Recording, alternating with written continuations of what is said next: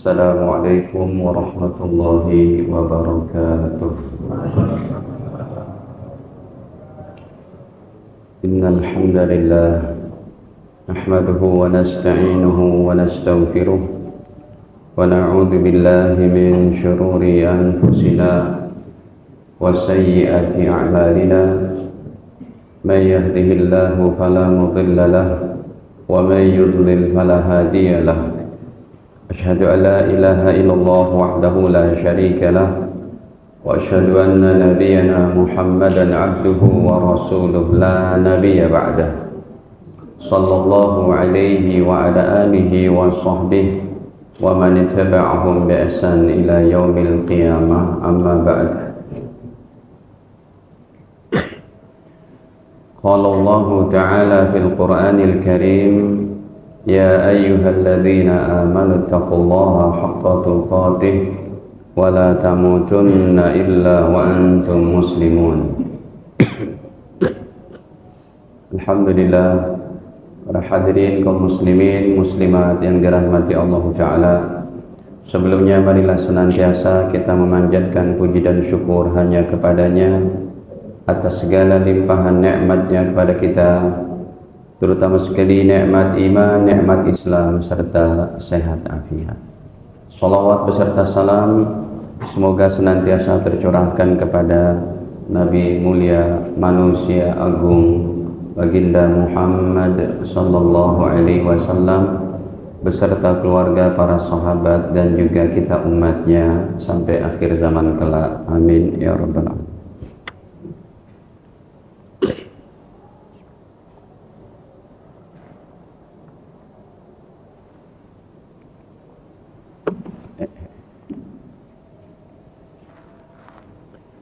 Hadirin, kamu tidak sendiri di akhirat adalah merupakan tema yang memberikan kabar gembira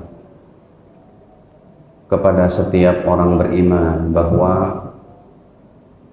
Allah menyediakan pihak-pihak yang akan membersamai kita. Ya. Jadi ada pilihan-pilihan Allah Subhanahu wa ta'ala yang akan membersamai orang-orang beriman. Syaratnya satu saja, beriman.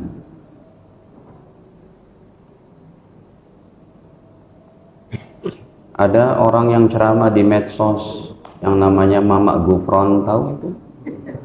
Yang bisa bahasa semut, bahasa malaikat, katanya backingannya surga. Ini semua hayalan yang dia ucapkan, tidak berdasarkan ilmu. Kemarin dia katakan agama semua masuk surga. Itu apa nggak ngaji Al-Quran, nggak ngaji hadis?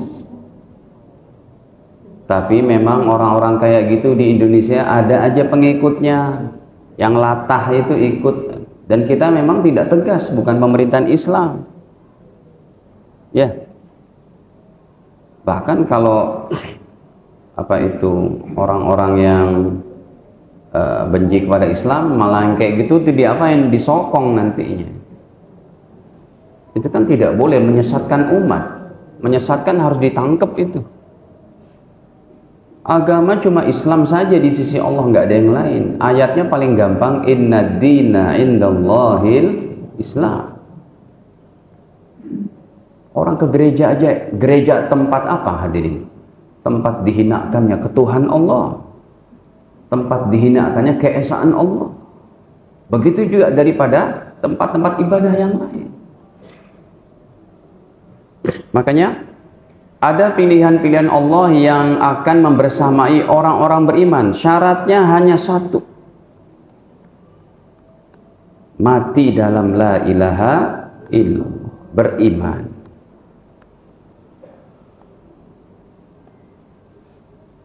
Ya, meninggal dalam la ilaha illallah. Dan dia harus menghindari kematian yang 4 macam. Ya, jangan mati dalam 4 macam kalau mau mendapat kebersamaan pilihan Allah Ta'ala ini. Satu, mati kafir.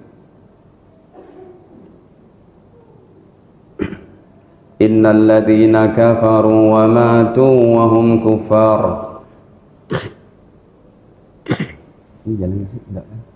Sesungguhnya orang-orang kafir yang mati dalam keadaan kafir. Jadi ayatnya aja begitu tuh. Innal ladzina kafaru, sesungguhnya orang-orang kafir yang mati dalam keadaan kafir.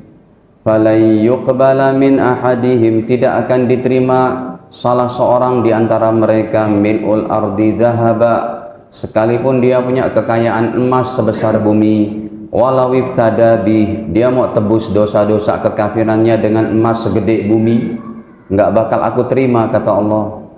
Ulaika lahum adzabun alim, bagi mereka siksa yang sangat pedih. Wa ma lahum min nasirin, tidak ada penolong yang membersamainya.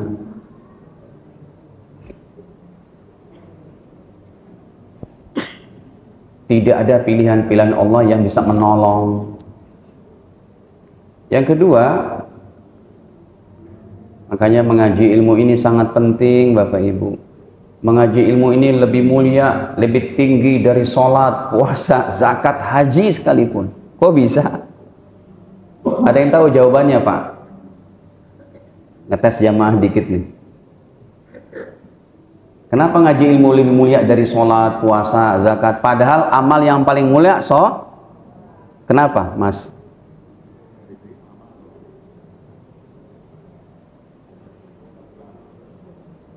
Yang tahu dapat sepeda, tapi dengan dalil. Tapi dengan dalil, karena ada sepedanya. Ada yang tahu? Nggak ada yang tahu? Sudah tutup, sudah. Hadirin, kenapa ilmu agama, mengaji ilmu lebih penting daripada sholat itu sendiri, puasa, zakat, bahkan haji dan umrah? Karena semua amalan ini tanpa ilmu tidak akan diterima, nggak bakal benar. Makanya sebelum tauhid pun Allah katakan ilmu dulu. Contohnya ini dalam surat Muhammad.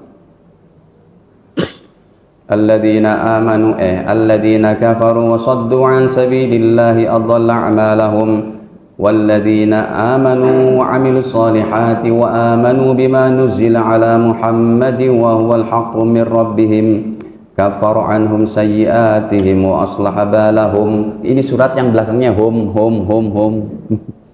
Dzalika bi annal ladzina kafaru taba'ul batila wa annal ladzina amanu taba'ul haqqa min rabbihim kadzalika yadribullahu lin-nasi amsalahum. Ayat 19-nya. Ilmu dulu, apa kata Allah? Fa'lam annahu la ilaha. Fa'lam, ilmu dulu, kata Allah. Ketahui dulu, sesungguhnya tidak ada Tuhan yang disembah kecuali siapa? Allah. Fa'lam, ini dari alima, ya'lamu, i'lam, fa'lam.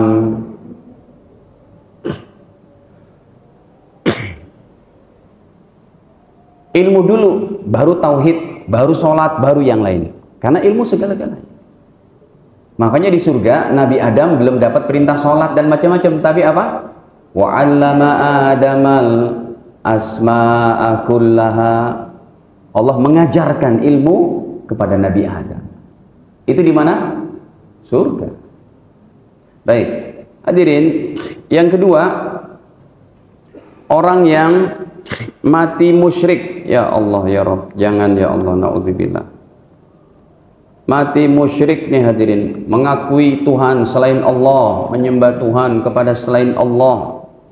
Ya, ini ada dalam An-Nisa 48. Innallaha la yaghfiru an yushraka bih wa yaghfiru ma duna dzalika liman yasha.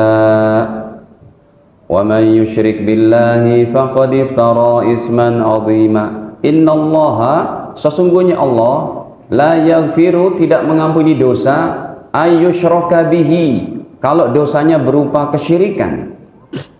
wa yaghfiru ma duna dzalik liman yasha, dan Allah mengampuni dosa selain itu. Yang ketiga sampai akhir. Naudzubillah, orang ketiga ini tidak akan dapat kebersamaan dari pilihan-pilihan Allah, yaitu mati murtad. Ya, Bapak Ibu, anak-anak kita kalau menikah udah ketahuan nih dia deket sama non muslim, segera di stop. Jaga pergaulannya, perhatikan itu. Ya, jangan salah langkah. Mati murtad ada dalam Al-Baqarah 217. Kita baca pada poin itunya saja. Wa may yartadid, ini kan ayatnya panjang. Kita baca poinnya saja pada pertengahannya itu. Ya.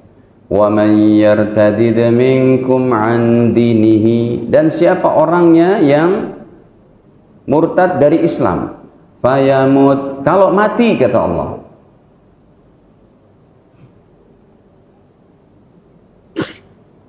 tuh, wa may yartadid minkum an dinihi, siapa yang murtad dari agamanya, fayamut wa huwa kafir, matinya mati kafir, kalau mati dalam keadaan itu, faulaika habitat a'maluhum fid dunya wal akhirah, mereka orang-orang yang amalnya gugur, habis dunia akhirat, nggak dapat pahala dunia akhirat, pernah sholat lagi Islamnya, pernah zakat puasa, habis. Wa ulaika ashabun nari hum fiha khalidun, kekal. Yang terakhir adalah orang yang lebih berat lagi nih, ini udah nggak bisa dibersamain tuh oleh pihak-pihak yang akan kita bicarakan itu. Yang keempat adalah mati munafik. Ini musuh Islam, ini munafik akidah, musuh paling berat. Bahkan Rasulullah nggak tahu siapa di antara mereka yang munafik. Ini Allah firmankan ada dalam An-Nisa 145. Ya, innal munafiqina fid darkil asfali minan nar, sesungguhnya orang-orang munafik berada pada neraka yang paling bawah. Ini lebih hebat lagi nih dosanya daripada 3 yang pertama.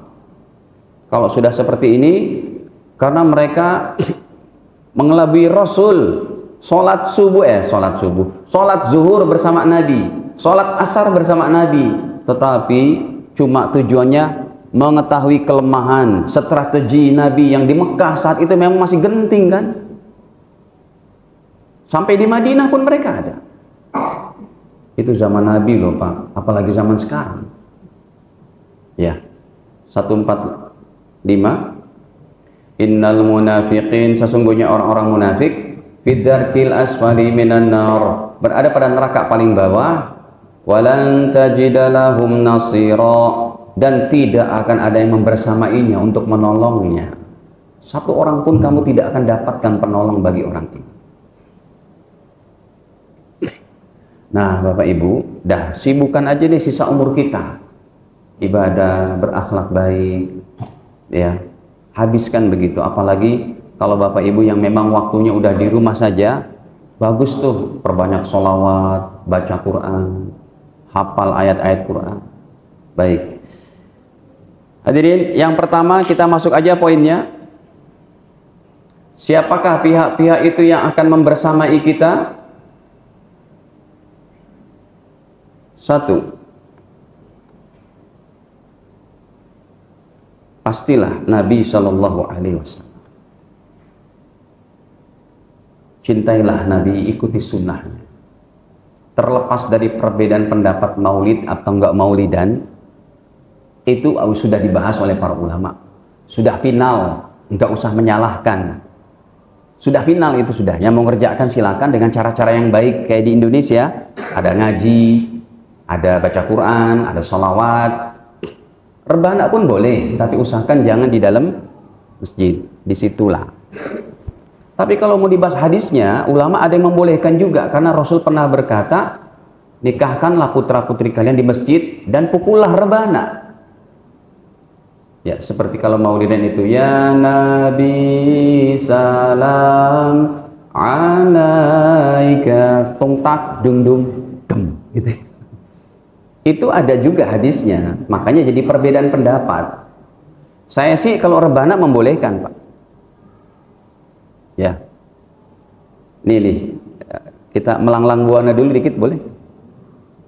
Manjadda. Kalau saya cakep ya. Manjadda, siapa yang sungguh-sungguh. Hadirin, kalau Anda melihat ada masjid main rebanaan, ngambilnya hadisnya dari ini, ya memang perbedaan pendapat. Makanya ngaji itu yang menyeluruh, jadi nggak picik pemandangan kita. Nih contohnya, lihat dalam riwayat Imam Tirmidzi, saya buka, ataupun Abu Dawud, ya. Kata Nabi, a'linun nikah, iklankanlah, informasikanlah nikah itu, nikah putra putri kalian. Fil masajid, tuh ada kata-katanya masjid. Derajatnya ini Hasan 1112 dalam riwayat Imam Tirmidzi. Kata baginda, a'linun nikah, iklankan nikah kalian, putra putri kalian. Waj'aluhu fil masajid, buatlah di masjid-masjid. Wadribu alaihi biddufuh, dan silakan dipukul rebana. Dikiaskan kepada sekali waktu maulid, sekali waktu acara-acara begitu, masih boleh. Makanya kalau anak kita menikah, Pak, sumpamanya Anda tidak mau sewa gedung atau dibuat di jalanan, di sini minta izin dulu sama RT, sama warga. Nah itu bagus, hiburannya apa? Rebana gitu. Baik.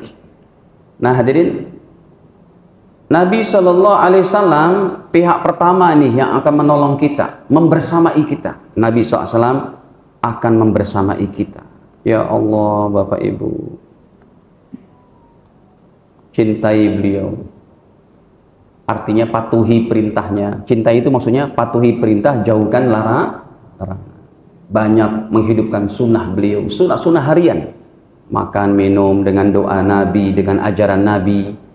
Masuk toilet, keluar toilet, baca Quran, tahajud, ya sama apa? Banyak baca sholawat. Nih hadisnya. Nabi akan membersamai kita di padang mahsyar. Padang mahsyar adalah sengeri-ngerinya alam akhirat. Puncak kengerian alam akhirat di padang mahsyar. Bukan alam hisab, bukan jembatan sirat, padang mahsyar dulu. Di situ merupakan puncak murkanya Allah. Ya, Nabi akan membersamai kita di padang mahsyar, Pak. Sebab di padang mahsyar ini Anda belum bisa untuk angkat tangan. Apabila di dunia ini ada musibah, musibah yang sangat berat, kebakaran, gempa bumi. Saya pernah naik perahu tuh ke pulau di antara Kalimantan sama Jawa. Kita sebulanan lebih di sana tuh. Namanya Pulau Masalembo, tahu Pak? Ya Allah, saya bilang gitu. Ada aja orang tinggal di pulau itu. Ya kita lagi berdakwah di sana. Naik kapalnya kapal kecil. Udah goyang tuh pas udah sampai tengah laut. Ternyata kan pertemuan dari laut Kalimantan, laut Sulawesi, dari arah Sumatera. Itu nggak keru-keruan tuh ombaknya, dari sana sini udah kapal oleng. Passengernya ada 200 orang, tapi pelampung cuma 90. La haula wala quwwata. Saya udah dapat pelampung, ada ibu-ibu merengek-rengek. Dek, tolong dong, Dek. Iya Bu, pakai deh Bu. Saya tawakal aja deh kalau terbalik. Tapi alhamdulillah di tas saya itu ada bantal tiup. Bantal tiup untuk tidur. Saya tiup aja tuh bantal. Pegang terus gitu. Orang pada bertanya, Pak Ustadz, kenapa pakai bantal? Enggak, iseng-iseng aja. Padahal kalau terbalik, paling tidak ada apa? Deck planningnya itu, paling tidak. Ya enggak ada lagi itu. Hadirin, ya ini orang udah pada takbir tuh, pada istighfar. Ya Allah, kapal oleng begitu. Semua muntah. Kecuali saya, alhamdulillah enggak muntah. Tapi pas baliknya di Surabaya, saya langsung masuk rumah sakit Al-Irsyad. Gitu. Tepar gitu. Hadirin, semua muntah. Kemudian apa itu? Semua berzikir kepada Allah. Ya Allah, selamatkan ya Allah sampai Pulau Masalembo. Saya baru tahu sampai sempat, ya Allah jangan lagi kesini deh gitu ya. Kesian, anak-anak masih kecil. Nah udah gitu, udah kita sampai sana, maksud saya begini, itu semua orang Pak, rata-rata orang Islamnya, ya Allah, astagfirullah, la ilallah, pada berzikir. Di padang mahsyar ini lebih hebat dari itu, gak bakal bisa berzikir, gak bakal bisa langsung minta kepada Allah, ya Allah tolong, gak bisa. Kita harus mencari perantara di padang mahsyar itu. Bener, cari perantara. Makanya nih ayat ini masih berlaku nanti di padang mahsyar ini. Surat Al-Maidah pada ayat ke-35. Ya ayyuhalladzina amanu ittaqullaha wabtaghu ilaihil wasilah. Carilah perantara. Sampai di padang mahsyar masih berlaku. Demi Allah, Anda tidak akan bisa angkat tangan minta pertolongan langsung kepada Allah kecuali mencari perantara orang-orang soleh. Nih hadisnya, ayatnya dulu. Ini poinnya cukup banyak. Kalau nggak selesai malam ini berarti lanjut bulan depan ya Ji. Ya. Poinnya cukup banyak. Sebentar. Apa tadi? Al-Maidah ayat berapa? 35. Ya ayyuhalladzina amanu taqullaha wabtaghu ilaihil wasilah. Wahai orang beriman, bertakwalah kepada Allah dan carilah perantara ilaihi, untuk menuju kepada Allah. Ini yang berlaku mutlaknya di padang mahsyar. Kita buka sekarang hadisnya. Sahih Bukhari pada nomor 4435. Bahkan nabi-nabi pun tidak disebutkan semuanya itu. Semuanya tenggelam dalam ketakutan. Kita dibangkitkan dalam keadaan bertelanjang. Tidak kenal ayah, ibu, saudara, enggak kenal. Yang laki-lakinya tidak dikhitan, belum dikhitan lagi. Semua ketakutan matahari sementara 1 mil. Di mana padang mahsyar? Di atas langit ke-7. Ketika kita dibangkitkan dari dunia ini, nanti kita diletakkan di langit ke-7. Di sanalah badan-badan kita ini bentuknya udah nggak begini lagi, besar-besar. Makanya dalam hadis Sahih Muslim, hadirin, orang kafir itu yang masuk neraka gigi gerahamnya aja segede gunung Uhud. Kenapa? Liyadzuqul adzab, supaya betul-betul dia merasakan siksaan karena tidak beriman kepada Allah. Kecuali orang yang berada di hutan Kongo, di hutan Papua New Guinea, yang nggak pernah kesentuh ada nama Islam, nggak pernah tahu nama Nabi Muhammad, nggak pernah tahu ada Al-Quran, tidak pernah tahu ada masjid, pesantren, ulama, nggak tahu. Kalau ini kan ada Pak. Ini akan diminta pertanggungjawaban kepada Allah. Ya, termasuk kemarin yang datang tuh, makanya saya sangka baik aja sama Imam Masjid Istiqlal. Dia cium keningnya si paus. Semoga dalam hatinya dikening gitu, dicup. Dikening, dikecup begitu, semoga dalam hatinya si Imam Istiqlal itu, semoga ente dapat hidayah begitu. Tapi kalau dia berkata, kita sama-sama, saya ridho dengan kekafiran Anda, lihat, ada satu kaidah dalam ilmu tauhid, ar-ridho bil kufri kufrun. Ridho dengan kekafiran, Anda juga jadi kafir. Gak boleh ridho dengan kekafiran. Doakan si paus itu. Ya Bapak Ibu, jangankan paus, Nabi Musa kalau hidup zaman sekarang wajib amalin Al-Quran, bukan ngamalin tahu. Nah ini nanti kepanjangan. Jadi hadirin, akhirnya manusia semua dalam keadaan ketakutan itu. Nih coba kita baca hadisnya. Jadi kita minta apa itu, cari perantara, penolong-penolong kita yang akan membersamai kita. Bukan para wali, bukan para ulama soleh, para nabi pun semuanya takut dalam murkanya Allah. Pak, kalau ada gempa bumi, ada tsunami, ada kebakaran, ada musibah ini itu semua karena dosa kita. Ini lihat nih dalilnya. Kita buka Al-Quran lagi deh. Surat Al-Ankabut pada ayat ke-40 tuh. Fakullan akhadna bidhanbih faminhum man arsalna alaihi hasiba. Ya, Al-Ankabut pada surat ke-29 kalau tidak salah. Ayat ke-40 nih. Jadi Allah berfirman, fakullan akhadna bidhanbi, semua kami timpakan musibah malapetaka karena dosa-dosanya. Faminhum man arsalna alaihi hasiba, sebagian dari mereka ada yang kami timpakan hujan batu kerikil, kaum Sodomi di Jordan sana. Wa minhum man akhadathu shayha. Sebagian lagi ada yang kami timpakan dengan suara menggelegar seperti kaum Samud. Wa minhum man khasafna bihil ard. Sebagian lagi ada yang kami tenggelamkan ke dalam perut bumi seperti siapa? Qarun. Qarun nggak nanggung-nanggung tuh, dengan duitnya dia bayar orang-orang untuk memfitnah Nabi Musa. Disewa wanita cantik pelacur zaman itu, kamu datengin ke Nabi Musa, beritahu ke orang-orang saya hamil oleh Musa. Bayangin Pak, saking keselnya Nabi Musa, Allah izinkan Nabi Musa memerintah apapun jadi. Akhirnya datanglah Nabi Musa marah nih, udah nggak ada ampunan tuh, udah nggak ada ampunan lagi tuh. Nabi Musa udah kesel banget. Qarun, kamu menghina saya berzina dengan wanita itu. Ya Allah, izinkan saya Allah, diizinkan oleh Allah. Wahai bumi, telan itu si Qarun. Ditelan Pak, masuk pelan-pelan tuh. Lalu kata Qarun, wahai Musa, tolong maafkan saya, maafkan saya. Kata Nabi Musa, nggak ada. Di situ Allah sempat bicara sama Nabi Musa, wahai Nabi Musa, kalau diminta sama aku ampuni dia. Kata Nabi Musa, enggak. Bumi, telan. Ditelan Pak. Beranjak 3 hari, warga sana ngomong tuh, Nabi Musa berdoa minta bumi menelan Qarunnya aja itu, hartanya masih ada, mungkin dia mau hartanya. Kedengeran sama Nabi Musa, bumi, makan itu semua hartanya pun ditelan. La haula wala quwwata. Nah hadirin, wa minhum man aghraqna. Sebagian lagi ada yang kami tenggelamkan di lautan seperti Qarun, ataupun di banjir bandang seperti kaum Nabi Nuh. Apa kata Allah? Wa ma kana Allah liyazlimahum. Sama sekali Allah tidak menzolimi mereka. Walakin kanu anfusahum yazlimun. Tapi mereka yang zolim dengan dosa-dosa mereka. Nah hadirin, ini dalam hadis ini enggak disebut Nabi semuanya itu. 25 Nabi tenggelam dalam ketakutan. Cuma 5 besar saja. Ya, Adam, Idris, Nuh, Soleh, Hud, terus sampai Ilyas, Isa. Yang disebut cuma 5 saja. Coba kita persingkat saja.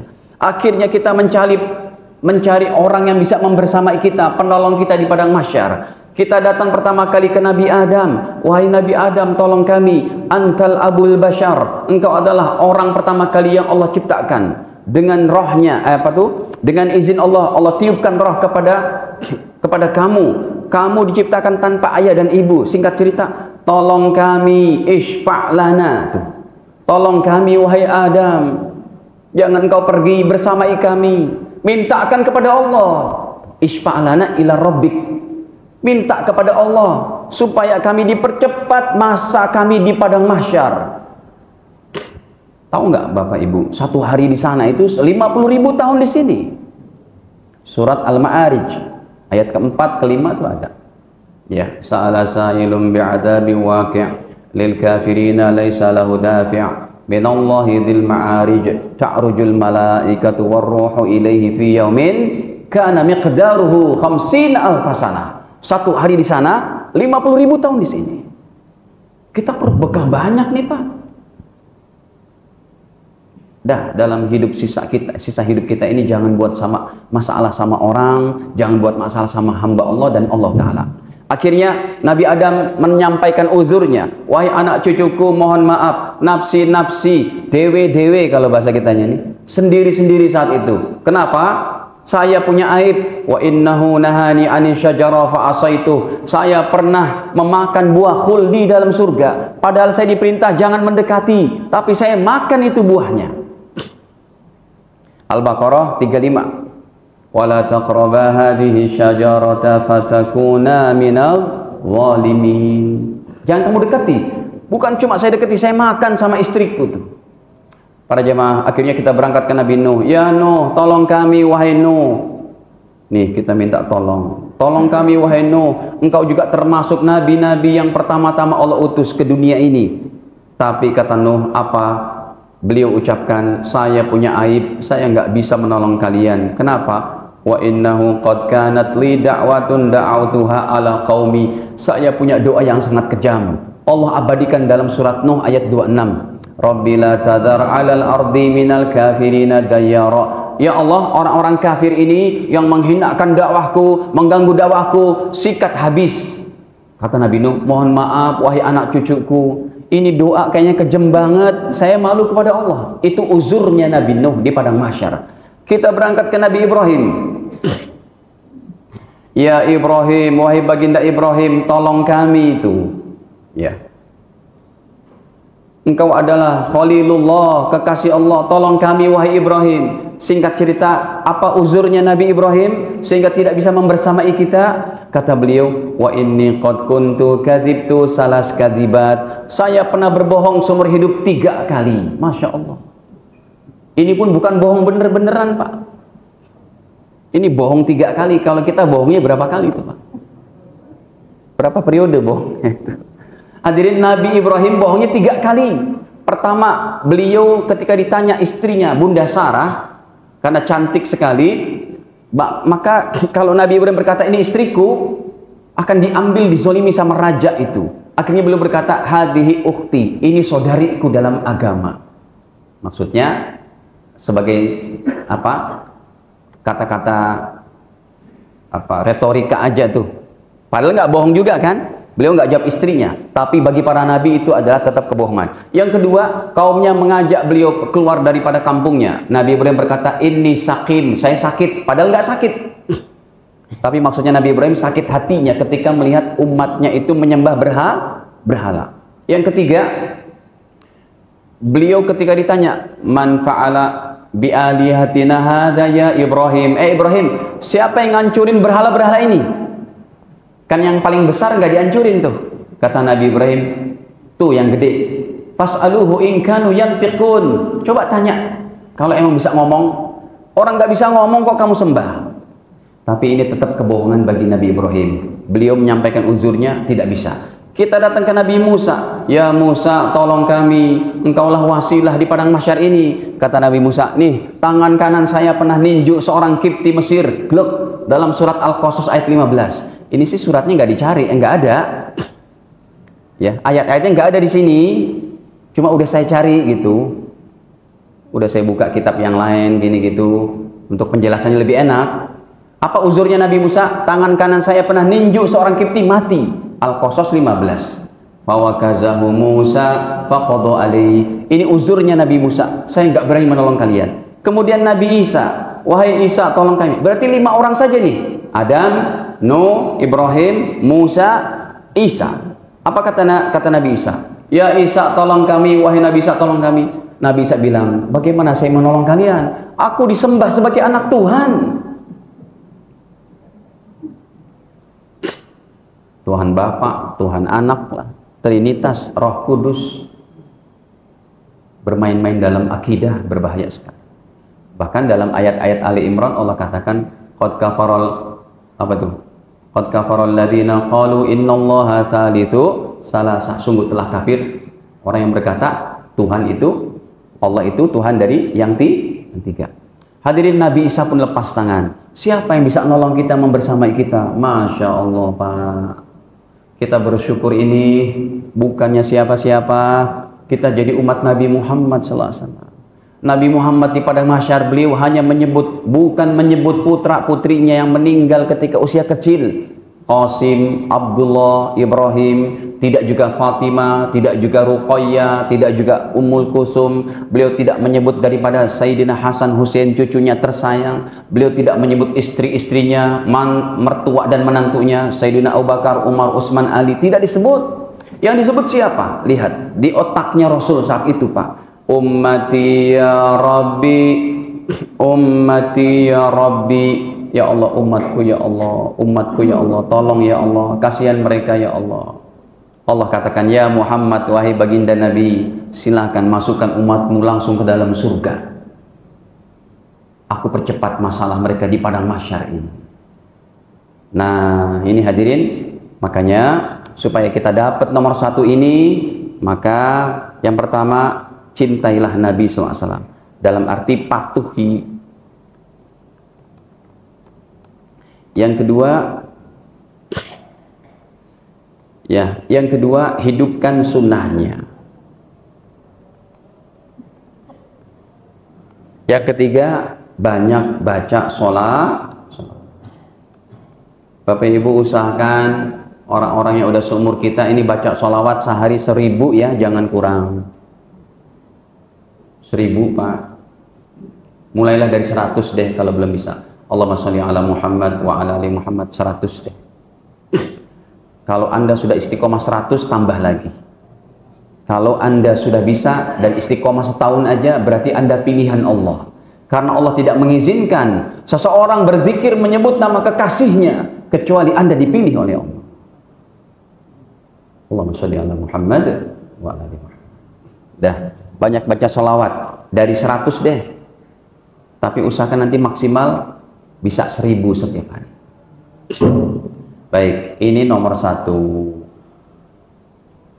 Nomor 2. Capek juga ya. Apa? Kepanjangan hadisnya. Nomor 2 hadirin. Ini adzan jam berapa? Oh, mati ya. Jam 7. 7? 6.59. Oh. Ada yang mau tanyakan dulu sampai sini? Silakan. Mungkin ada yang mau ditanyakan. Ya.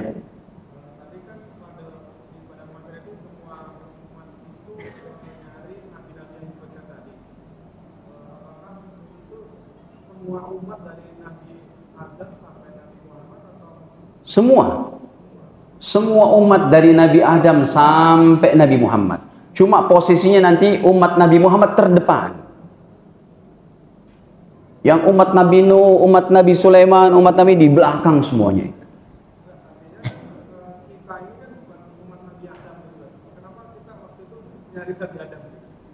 Iya, karena semua Nabi adalah orang-orang soleh yang bisa menolong kita.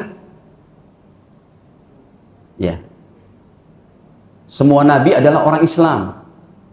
Dan kita minta wasilah supaya sampai kepada Allah di padang mahsyar dari Nabi Adam. Tapi beliau angkat tangan. Udah diizinkan oleh Rasul. Kita nggak kenal Ustadz Nabi Adam. Iman amal soleh kita nanti yang mengenali. Gitu. Ya.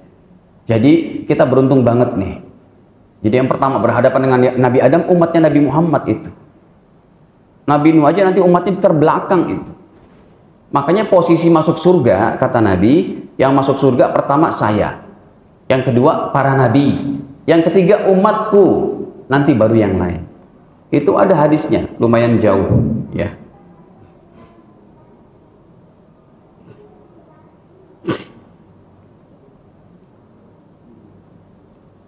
Ya, jauh lah.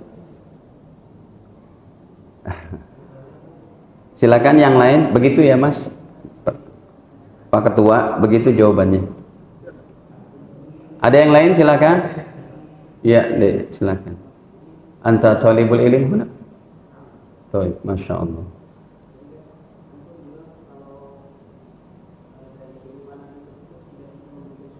Ya. Apa? Hah? Sebentar.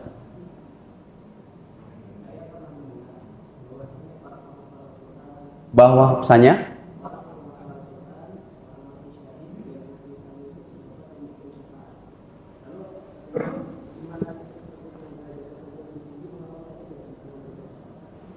itu nanti semua, jangankan para penghafal Quran, para nabi pun ketakutan karena gentingnya padang mahsyar.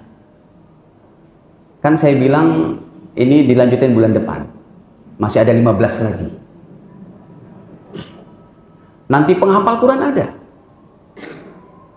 anak-anak soleh yang nggak hafal Quran pun bisa.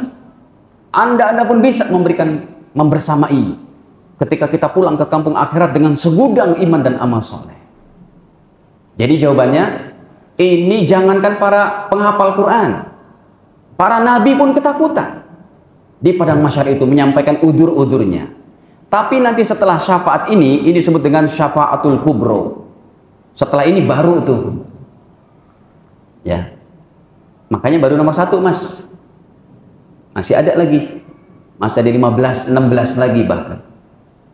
Ya, sudah saya hafal itu. Sekarang pun bisa. Mau Pak dituntaskan sampai jam 10? Bisa. Saya sudah hafal hadisnya, saya hafal ayatnya. Kan sebelum ngajar kita hafal dulu, baru di sini tinggal ngeklik. Kalau nggak dihafal, nyari random, nyari satu hadis saja nggak ketemu nanti. Dihafal dulu, ya. Bukan ustadznya pinter, enggak, udah dicari di rumah, udah disiapin gitu. Nih, coba lihat yang tadi. Hurrimatil jannah 'alal anbiya. Surga diharamkan, dimasukin oleh para nabi. Kullihim, semuanya. Hatta adkhulaha, sampai saya dulu masuk surga. Jadi Nabi Muhammad dulu masuk surga, baru para nabi, baru umatnya Nabi Muhammad. Wa hurrimatil 'alal umam, dan surga diharamkan kepada umat-umat terdahulu, umat Nabi Nuh, umat Nabi Musa, kulliha, semuanya. Hatta tadkhulaha ummati, sampai umatku yang masuk surga dulu. Jadi posisinya begitu, Nabi Muhammad dulu masuk surga, baru para nabi, nanti baru umatnya Nabi Muhammad, baru tuh. Bapak Ibu tahu nggak? Ada seorang wali Allah yang hebat banget dalam Al-Quran, di dalam surat, dalam kaumnya Nabi Sulaiman.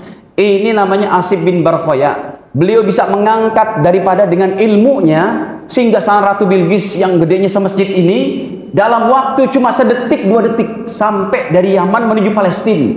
Yang padahal kalau dibawa dengan kontainer zaman sekarang, 1 bulan perjalanan. Itu wali Allah terbaik, Pak, dalam Al-Quran. Tapi kalah dengan Anda masuk surganya. Anda dulu masuk surga, baru itu. Betul, nggak bohong. Pakai dalil. Ini sudah azan belum? Kita tambah dikit ya, Pak. Nanti pas mau qomat baru langsung sholat aja. Kan sholat sunnah lebih afdol ngaji daripada sholat sunnah. Ya. Azan dulu? Belum masuk. Baik, ini lihat ayatnya nih, Pak. Ini wali Allah terbaik. Bayangin, Pak, dia mempunyai satu doa yang sangat mustajab. Ya, ketika Nabi Sulaiman memasang tender ke umatnya.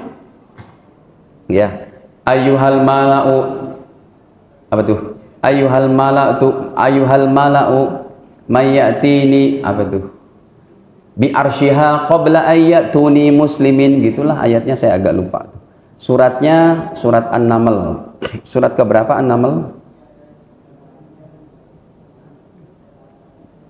28 ya. Nih ayat ke 38 40, coba tuh. Qala ya ayyuhal mala'u, wahai rakyatku, kata Nabi Sulaiman, ayyukum ya'tini bi arsyiha, siapa yang bisa mendatangkan singgasana Ratu Bilqis di Palestina, di Yaman. Sedangkan Nabi Sulaiman di mana? Palestina. Qabla ayyatuni muslimin, sebelum mereka dan Ratu Bilqis datang ke sini beriman, masuk Islam. Rupanya yang pertama kali ngambil tendernya siapa? Jin Ifrit. Jin Ifrit.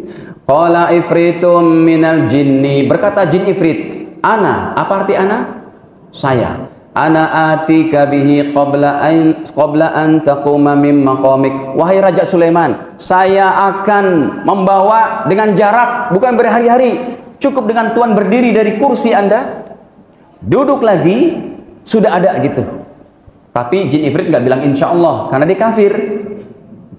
Ya, wa inni alaihi qawiyyun amin, saya sangat kuat. Ada nih rakyatnya Nabi Sulaiman. Tuan Raja, qala alladzi 'indahu 'ilmun minal kitab, saya terima tender ini Tuan Raja. Coba, kalau Jin Ifrit dia bisa mengangkat itu dengan jarak Tuan cuma berdiri, duduk lagi, saya insya Allah bisa lebih ekspres dari itu. Bukan pakai JNE tapi ya. Apa kata orang ini? Ya, ana atika bihi qabla an yartadda ilaika tarfuk, saya akan mendatangkan singgasana Ratu Bilqis, bukan Tuan pakai berdiri, itu kelamaan, cukup Tuan pejamkan mata, klak bismillah, ada itu. Kata Nabi Sulaiman, wah ini adanya saya terima, maaf ya Ifrit, Anda kalah gitu. Yang diterima tendernya ini orang Islam zamannya. Ini sakti banget, Pak, kalau bahasa kitanya tuh, tapi bukan sakti perdukunan. Ini karomah Allah kepada wali ini. Akhirnya ya Nabi Sulaiman katakan, baik, saya terima tender ini. Falamma ra'ahu mustaqirran indah, kita mulai ya, saya pejamkan nih. Bismillah, pejamkan, silakan buka Tuan Raja. Dibuka, sudah ada di situ. Ini hadirin, ya, wali Allah kayak begini yang dalam Al-Quran. Masuk surganya nanti di belakang anda. Ya udah deh, segitu dulu. Cukup? Ya. Ini saja, insya Allah bulan depan nomor 2, nomor 3, dan selanjutnya. Masih banyak ini. Hadanallahu ikum ajma'in. Kekurangan dimaafkan, kita akhiri dengan kafarah majelis. Subhanakallahumma bihamdik. Asyhadu an la ilaha illa anta astaghfiruka wa atubu ilaik. Wassalamualaikum warahmatullahi wabarakatuh.